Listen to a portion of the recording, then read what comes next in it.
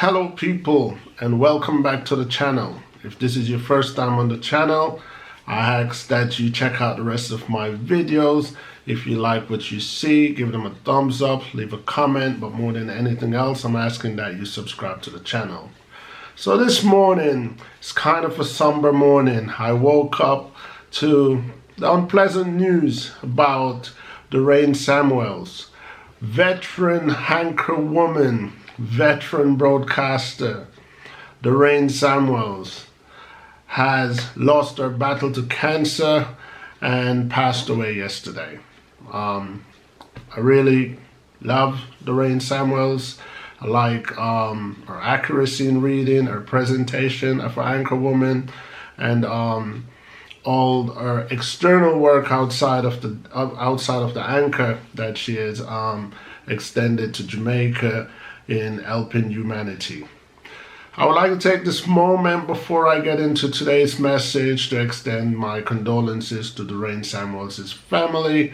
I've never met Dorraine Samuels, but seen her in television as I was growing up in Jamaica, and even when I migrated abroad, gave us some form of attachment. Most Jamaicans could probably say they feel the very same way, even if they haven't met her. So yeah, my sincere and deepest condolences from my family to Dorraine Samuels' family. So today I'm going to be talking about Donald Trump's invitation to Jamaica's Prime Minister Andrew Holness and 4 other Caribbean Prime Ministers to his house in Florida to discuss politics. The invitation, which exempt a lot of other Caribbean leaders, has created a very negative vibe within the Caribbean community, and of course it had heightened disloyalty, suspicion among the Caribbean communities. So I'm going to be giving you my piece. Jamaica, Bahamas, Haiti, St. Lucia, and the Dominican Republic was invited to have a meeting with Trump last week in Florida. I've seen bits and pieces on CNN, I've seen bits and pieces on Fox News, and I've heard the rest of it online through social media. In particularly Trinidad and Tobago is furious about the invite that exempts them. The Antigua has also lashed out against the invitees. Now, let's keep it real, let's not make loyalty blind us. As much as I'm a Jamaican, I have to keep it real that Jamaica, first and foremost, is a part of the Caribbean community. Therefore, Jamaica's #1 ally has to be the Caribbean community. My suspicion is, did Donald Trump just invite the weakest link in the Caribbean communities to visit his house in Florida to try to get them on board? I mean, Donald Trump has a repetition. Donald Trump has many repetitions. And 2 of Donald Trump's repetition that is widely spread and is factual is that Donald Trump is known to look down on people who are not white to begin with. Donald Trump is prejudiced against minorities. And as far as I'm concerned, Donald Trump considers the entire Caribbean minorities.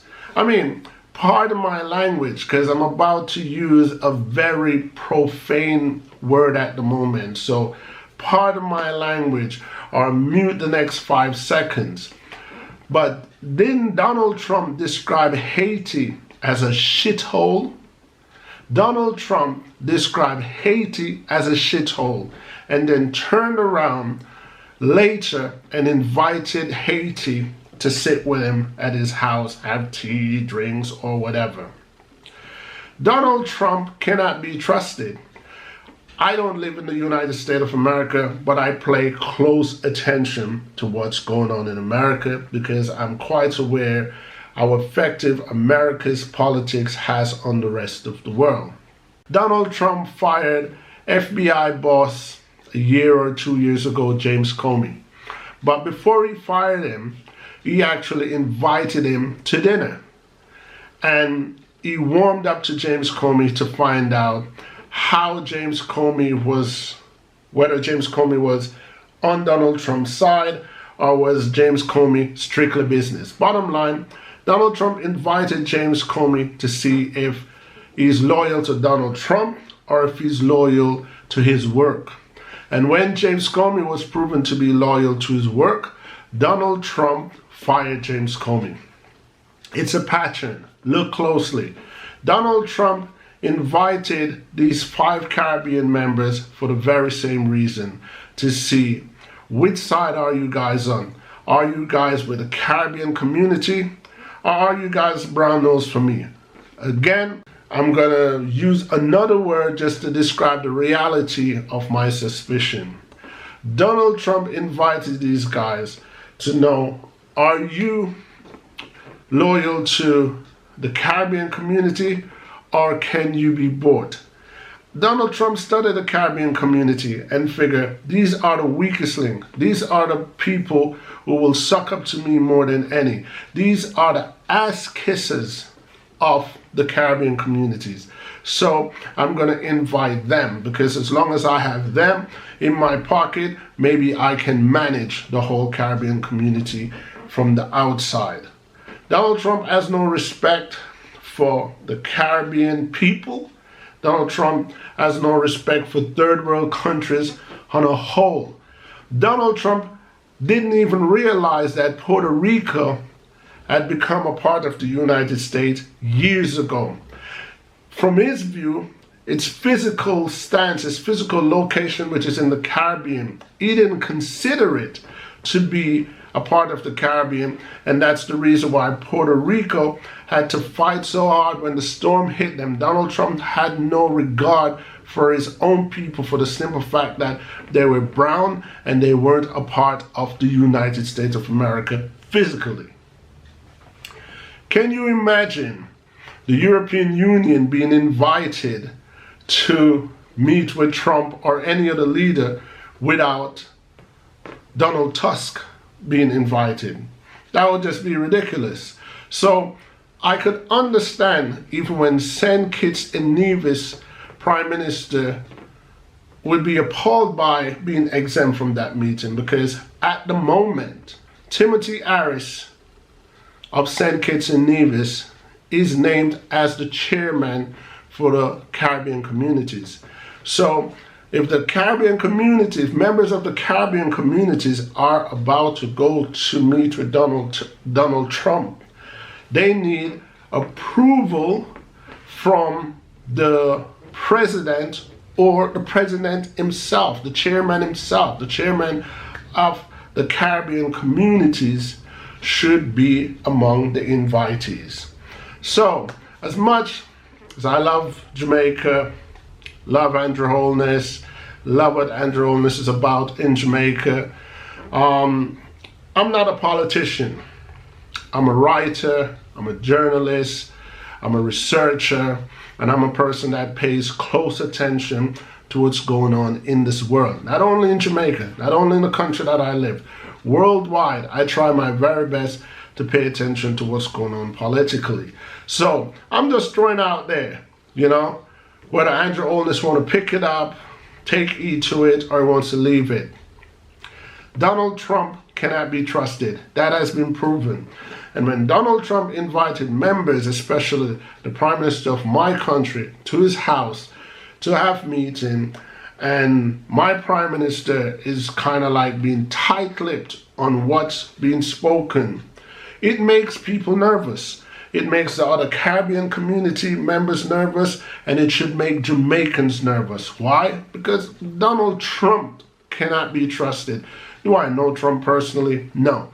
Do I have anything against Trump personally? No, I don't have anything against Donald Trump personally. I have a problem with what Donald Trump represents. I have a problem with what comes out of his mouth. I have a problem with his cockiness of how he believes that his prejudice against certain class of people should be tolerated because he's Donald Trump. I have a problem with any human that has no regard for another human, whether it's based upon class, sex, creed, religion.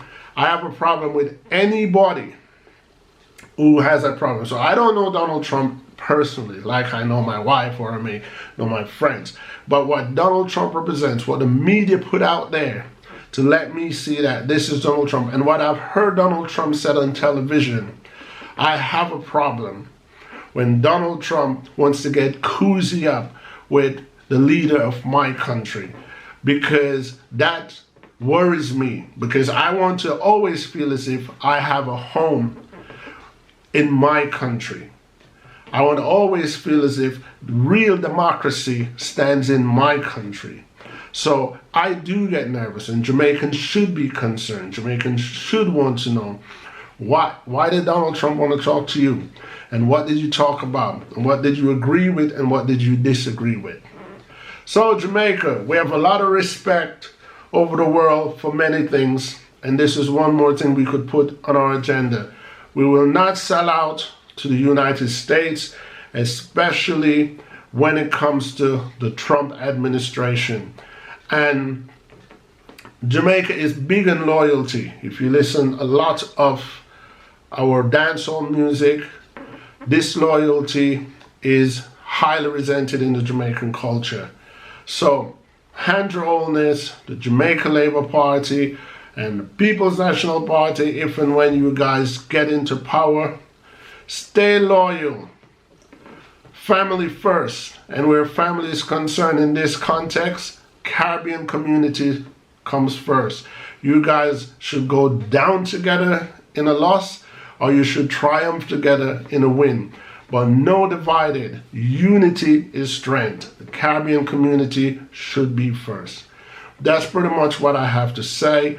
I look forward to hear what you guys have to say in regards of my view, my opinion. Correct me anywhere if you think I'm wrong, because on this channel, like I've always said, each one teach one. Until next time, peace.